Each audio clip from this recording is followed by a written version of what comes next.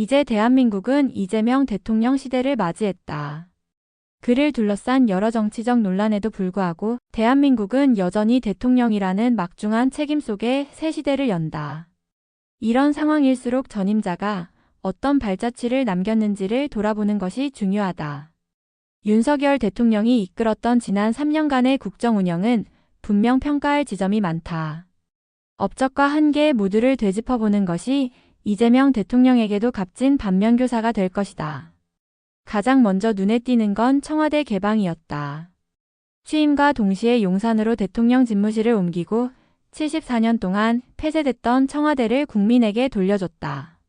단순히 사무실을 옮긴 것이 아니라 권력의 상징이었던 청와대를 국민 공간으로 바꾸니 상징적 조치는 당시 큰 화제를 모았다.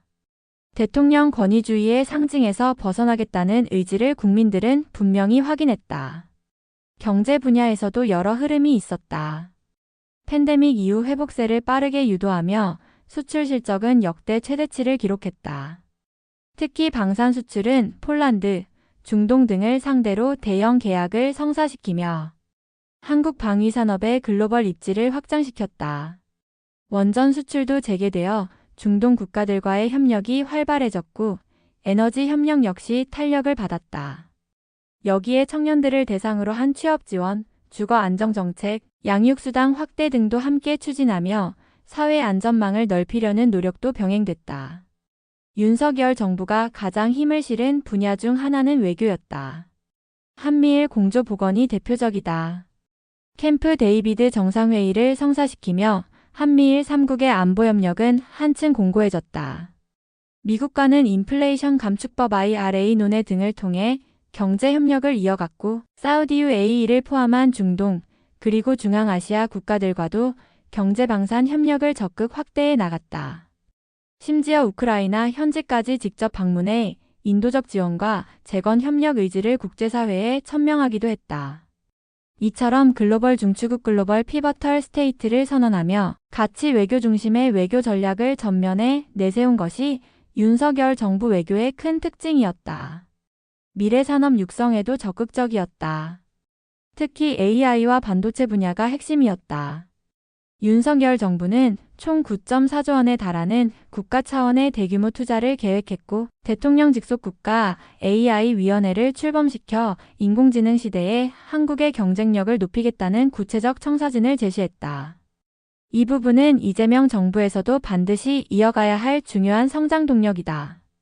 국방 분야에선 KF-21 보람의 시제기의 성공적인 시험 비행 등 전투기 개발에도 의미 있는 진전을 이뤘고 병사 봉급 인상도 단계적으로 추진해 병장 월급을 200만 원 수준까지 높이려 했다. 또한 한국형 발사체 누리호의 성공적인 발사와 항공우주청 설립, 추진 등 과학기술 부문에서도 새로운 도전을 이어갔다. 사법검찰 영역에서는 검찰 수사권 복원을 추진하며 논란을 일으켰고 노동 분야에서는 주 최대 69시간제 도입 검토 등 파격적인 노동시간 개편안을 내놨다가 거센 사회적 반발을 마주했다. 의료정책 역시 논란이 많았다.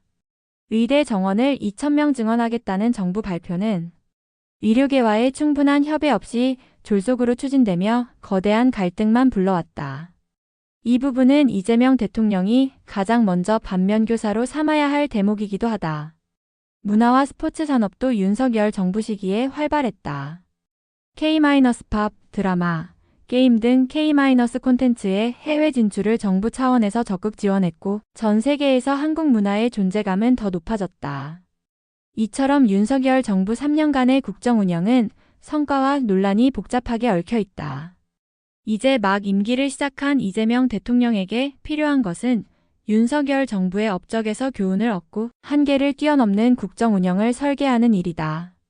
사유화된 권력 운영을 철저히 경계하고 졸속 의료개혁의 전철을 밟지 않으며 가치 외교를 보다 미래지향적으로 정교하게 다듬어 나간다면 이재명 대통령 역시 역사에 긍정적인 기록을 남길 수 있을 것이다.